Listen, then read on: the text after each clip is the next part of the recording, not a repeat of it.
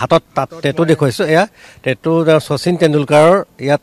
মেচখন চাব গৈছিলোঁ 2013 নৱেম্বৰত যেতিয়া তেণ্ডুলকাৰ লাষ্ট টেষ্ট মেচখন খেলি ৰিটায়াৰ কৰিছিলে সেইখন চাই পেলাই তেণ্ডুলকাৰ নামত এটা মই টেটু বনাইছিলোঁ গড অফ ক্ৰিকেট বুলি এইখনত মই অট'গ্ৰাফ এখন ল'লোঁ এইটো ট্ৰফি এটা মই এনেই ক্ৰিকেট বেটে বিচাৰি ফুৰিছিলোঁ ওচৰত বিচাৰি নাপালোঁ এটা ট্ৰফি এটাই পালোঁ সেইটোতে লৈ ল'লোঁ মোৰ সৈতে আছে এগৰাকী কানাডাৰ প্ৰৱাসী অসমীয়া আছে এইজন ভাস্কৰ হাজৰিকা তেওঁ সৰুৰে পৰা আচলতে শচীন অনুৰাগী আছিল আৰু তেওঁ কেনেদৰে শচীন অনুৰাগী আছিল তেওঁ মই প্ৰথমতে হাতখন দেখুৱাই ল'ব বিচাৰিছোঁ হাতত তাত টেটু দেখুৱাইছোঁ এয়া টেটু শচীন তেণ্ডুলকাৰৰ ইয়াত মেচখন চাব গৈছিলোঁ 2013 নৱেম্বৰত যেতিয়া তেণ্ডুলকাৰ লাষ্ট টেষ্ট মেচখন খেলি ৰিটায়াৰ কৰিছিলে সেইখন চাই পেলাই তেণ্ডুলকাৰ নামত এটা মই টেটু বনাইছিলোঁ গড অফ ক্ৰিকেট বুলি god of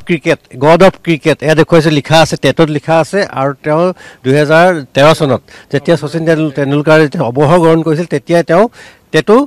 god of cricket বুলি তেওঁ নিজৰ হাতত এয়া বাওঁ হাতত তেওঁ লিখি লৈছিল আৰু এইজন ভাস্কৰ হাজৰিকা বৰ্তমান কানাডাত থাকে আৰু তেওঁ কাজিৰঙালৈ আহিছে সৌভাগ্য আপুনি যিজন ক্ৰিকেটাৰ ভগৱানৰ কাৰণে পাগল আপুনি আচলতে আপুনি অনুৰাগী তেওঁক আজি কাষতে পাই গ'ল কেতিয়াও ভবাই নাছিলোঁ তেতিয়া প্লেন কৰিছিলোঁ ইয়াত থকাৰ জানুৱাৰীতে বুকিং কৰিছিলোঁ তেতিয়া কেতিয়া ভবাই নাছিলোঁ ইয়াতে আহি পেলাই তেণ্ডুলকাৰক লগ পাম আহি পেলাই তেতিয়া গম পালোঁ ইয়াতে আছে ইয়াতে তেণ্ডুলকাৰৰ অট'গ্ৰাফ ল'লোঁ তাৰপিছত এখন চেলফি ল'লোঁ লৈ খুব ভাল লাগিলে দুই এষাৰ কথা পাতি তেণ্ডুলকাৰক আপুনি দেখুৱালে নেকি হাতখন দেখুৱালোঁ মই টেটুটো দেখুৱালোঁ কি কৈছে বেছি কোৱা নাই স্মাইল কৰিছে এনে ভাল পাইছে বাকী সেইটোৱে আৰু বাকী চাইন এটা দিলে আৰু চেলফি এখন তুলিলে মোৰ লগত চাইন দিছে নেকি কিহত চাইন দিছে এইখনত মই অট'গ্ৰাফ এখন ল'লোঁ এইটো ট্ৰফি এটা মই এনেই ক্ৰিকেট বেটে বিচাৰি ফুৰিছিলোঁ ওচৰত বিচাৰি নাপালোঁ এটা ট্ৰফি এটাই পালোঁ সেইটোতে লৈ ল'লোঁ এই ট্ৰফি তেওঁ কাষত ওচৰতে পাই এই ট্ৰফিত শচীন তেণ্ডুলকাৰে নিজৰ যি স্বাক্ষৰ সেই স্বাক্ষৰ এই ট্ৰফিটোত কৰি দিছে শচীন তেণ্ডুলকাৰে কাৰণ এইজন শচীন অনুৰাগী আৰু তেওঁ সৰুৰে পৰা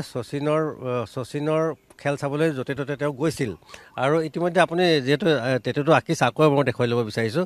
গড অফ ক্ৰিকেট এইজন শচীন অনুৰাগীয়ে নিজৰ বাওঁ হাতত লিখি লৈছে আৰু এই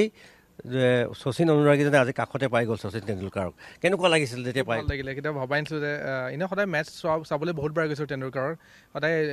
ষ্টেণ্ডৰ পৰা দেখা পাইছোঁ কিন্তু ইমান ওচৰৰ পৰা কেতিয়াবা এনকাউণ্টাৰ কৰিম বুলি ভবা নাছিলোঁ এবাৰ বহুত ভাল লাগিলে একেখন ৰিচৰ্টত থকাৰ কাৰণে সৌভাগ্য হ'ল তেওঁ কাজিৰঙা ফুৰিবলৈ আহিছে সেইকাৰণে মই লগ পোৱাৰ হেৰিটো পালোঁ আপুনি ক'ত থাকে মই কেনেডাৰ টৰণ্টত থাকোঁ ইয়াত মাহঁতৰ ঘৰ যোৰহাট এনে ঘৰলৈ আহিছিলোঁ বৰগছত ফুৰিবলৈ আহিছিলোঁ বৰগছত ইয়াত থাকিবলৈ আহিছোঁ ফুৰিবলৈ আহিছোঁ পৰিয়াল লৈ ইয়াতে আপুনি শচীন তেণ্ডুলকাৰ টিভিত দেখি আছিলে এতিয়া নিজে চকে দেখিলে হা সেই মুহূৰ্তটো তেওঁ কি কৈছে আৰু কি ক'লে এইটো মই তেওঁক ক'লোঁ যে মই খুব তেওঁৰ ফেনটো চবেই হয় গোটেই দেশখনে মই সেইকাৰণে বিস্ময় হয় তাৰপিছত সেইটো ক'লোঁ আৰু তেওঁৰ অট'গ্ৰাফ ল'লোঁ ফটো ল'লোঁ খুব ভাল লাগিলে 1 মিনিটমান কথা পাতি